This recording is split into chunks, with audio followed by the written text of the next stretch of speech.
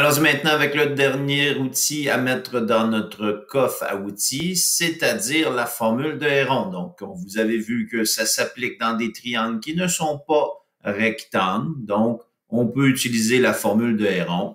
La formule de Héron permet de faire quoi? Ben, ça permet de trouver l'aire d'un triangle si je connais la mesure des trois côtés. Donc, un triangle quelconque, si je connais la mesure des trois côtés, je suis capable de trouver son aire. On a indiqué à la page suivante du résumé, donc pas la page suivante, mais deux pages plus loin, la fameuse formule de Héron.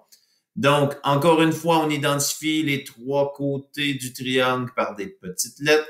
La formule de Héron se fait en deux étapes. S étant le calcul du demi-périmètre, donc je prends la mesure des trois côtés que j'additionne ensemble.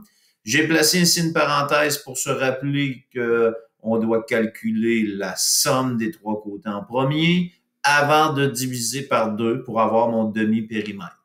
Une fois que j'ai cette valeur se retrouve ici dans ma formule, donc S, qui est mon demi-périmètre que j'ai calculé, fois, parenthèse, S moins A, qui est ma mesure de côté, fois S moins B, ma mesure de mon autre côté, fois S moins C, qui est la mesure de mon trois côtés. Et une fois que j'ai multiplié tout ça ensemble, j'extrais la racine carrée de tout ça. Donc, la formule de Héron dans un triangle quelconque me permet de calculer l'aire de celui-ci.